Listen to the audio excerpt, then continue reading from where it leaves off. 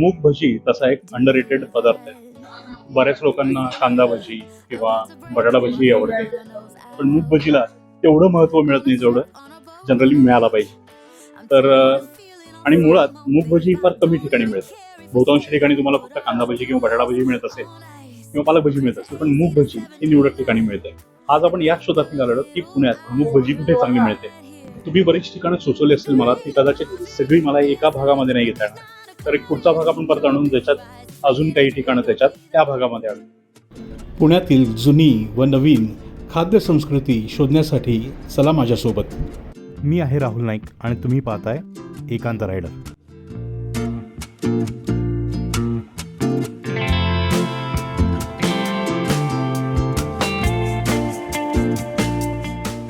मूग भजीचा हा एपिसोड राहणार आहे.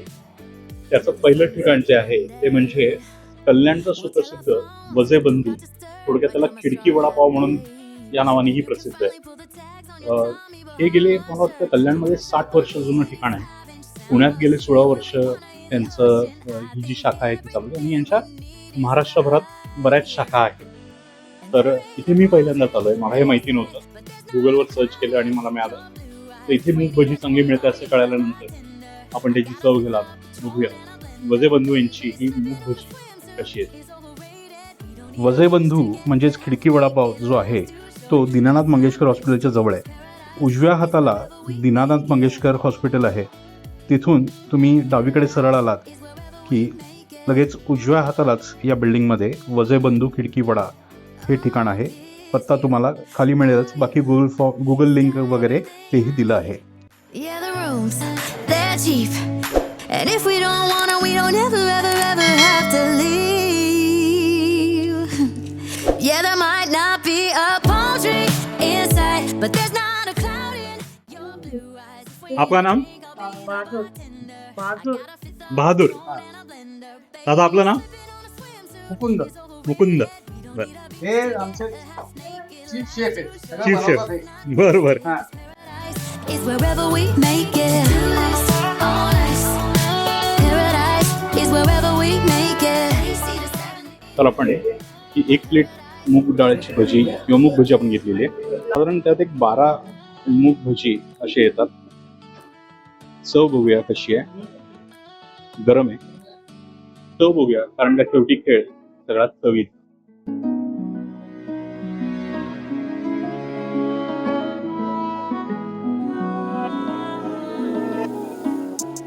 सुंदर आहे.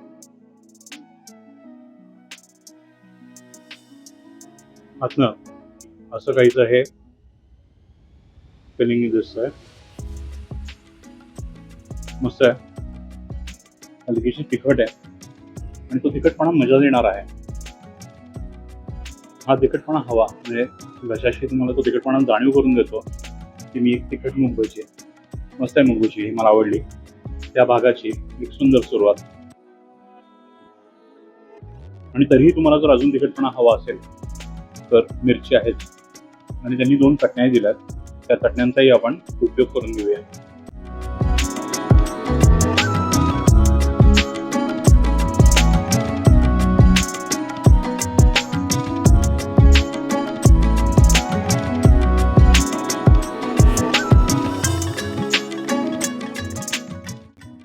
पुढचं जे ठिकाण आहे ते म्हणजे नारायण पेठेत गरमागरम वडापाव ही एक गाडी आहे. आणि हे ठिकाण आहे एक्झॅक्टली, किंवा ही गाडी आहे एक्झॅक्टली नारायणपेठ पोलीस चौकीच्या मागच्या बाजूची ही गल्ली आहे. त्या गल्लीतनं तुम्ही जेव्हा खाली येता तेव्हा तुम्हाला हा पहिला चौक मिळतो. या चौकातच, चौक असं नाही म्हणतात, टी सेक्शन आहे हा. तिथून डावीकडे अष्टभुजा देवीच्या मंदिराकडे एक छोटीशी गल्ली जाते आणि पुढे हा रोड नदीच्या रोडला मिळतो.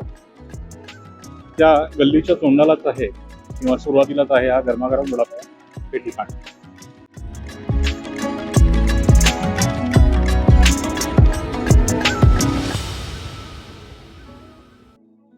मस्त गरम भजीचा खाणा चालू आहे. इथे तुम्हाला अनेक पदार्थ मिळतील. वडापाव आहे, डिस्को भजी आहे, ती एक युनिक आहे. मूग भजी तर आहेच, त्याच्यानंतर समोसा आहे. आणि इथे इथला वडापावची जी खासियत आहे ना, इथला वडा म्हणजे तुम्ही जर सातारा रोडचा श्रीराम वडापाव जर खाल्ला असेल श्रीराम वड्याची जी खासियत की त्याच्यात शेंगदाणे असतात, तर या वड्यामध्ये तुम्हाला शेंगदाणे दिसतात. पण आज आपण आलेलो आहे इथे मूग भजीसाठी. तिथली मूग भजी बघूया. गरमागरम त्यांनी घाणा लावलेला आहे, एकदम गरमागरम अशी आपल्याला मूग भजी मिळेल. बघूया इथल्या मूग भजीची चव काय. इथे अजून एक वैशिष्ट्य म्हणजे इथे जो घाणा काढला 10 ते 15 मिनिटात तो माल तुम्हाला संपलेला दिसतो. तर एक खात्री आहे की तुम्हाला इथे जो माल मिळेल किंवा इथे जो पदार्थ मिळेल तो एकदम गरम आणि ताजा मिळेल.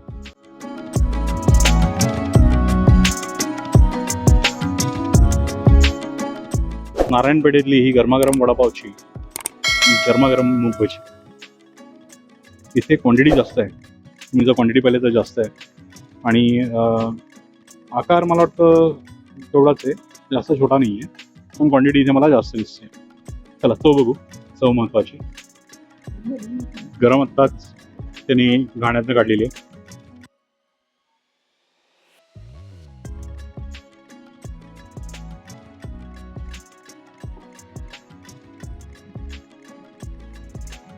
या भजनीमध्ये ना मला लसणाची एक चव आली आणि दाताखाली ओवा आला म्हणून ओव्याची एक प्रखर चव आली.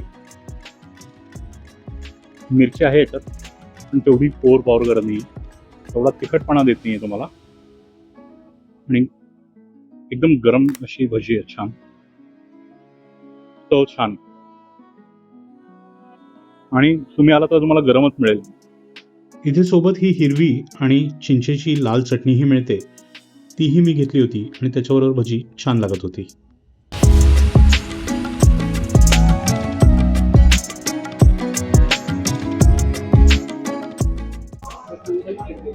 तळलेल्या याच्यात त्याच्याकडे बटाटे वडा, पॅटेस, कांदा भजी, मूग भजी, उडीद वडा आणि इडली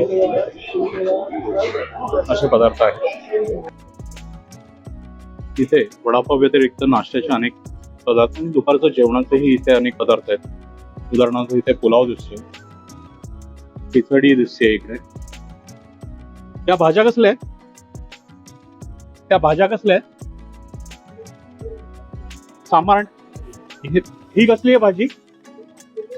कोणती भाजी? कोणती सब्जी? आलू की सब्जी आहे? बटाट्याची भाजी आहे आणि इकडे सांबार आहे. इकडे मिसळीचा काउंटर आहे. ते काउंटर मिसळीचं. इथे मिसळीचं तुम्ही सॅम्पल बघू शकता. आणि इकडे फरसाण वगैरे प्लेट त्यांनी मिसळीची ठेवली आहे. आणि इथे बसायलाही तुम्हाला 3-4 टेबल आहेत. टेबलही तुम्हाला इथे मिळतात. स्वच्छ पिण्याचं पाणी आहे, आरो रिलेटेड पाणी आहे, आरो फिल्टर पाणी आहे. आवडली मला ही जागा. बाजीराव रोडवर इथे चाट पाणीपुरी पण आहे.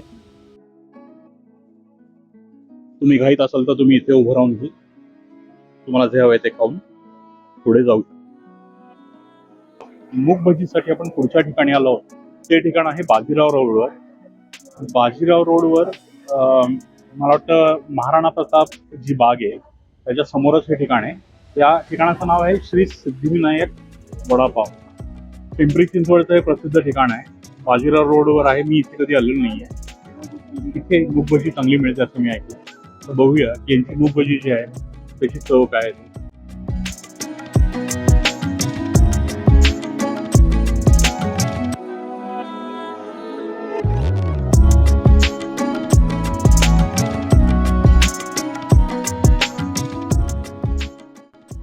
किती झाले? 4, 5, 6, 7, 8, 9, 10, 11, 12, 13, 14. तर ही आपली मूग भजीची प्लेट आहे इथली. साधारण एक 14 याच्यात मूग भजी येतात. आणि फोडून बघू याचं काय काय आहे.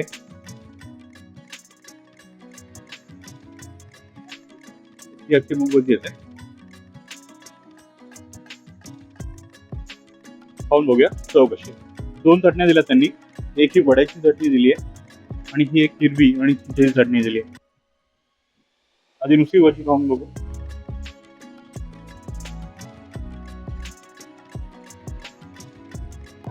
चव छान आहे. मला त्याच्यात कांद्याची चव आली. त्याच्यात कांदा आहे, लसूण आहे, आणि आता गोवा, गोव्याची मला इथे चव आहे.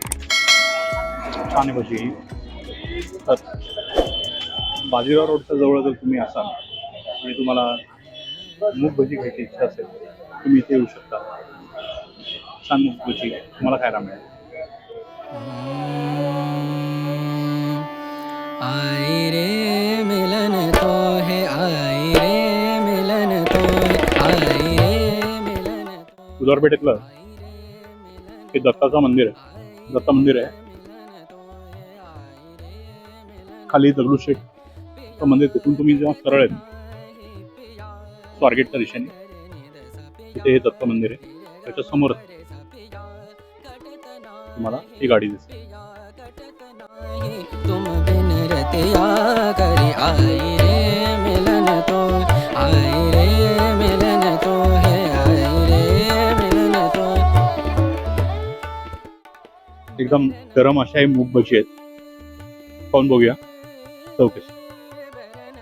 त्याच्यावर त्यांनी गोड आणि हिरवी चटणी टाकलेली आहे. तर ती चटणी आपल्याला कळेल. आणि सोबत तिखट लागलं तर त्यांनी मिरची दिलेली आहे आपल्याला.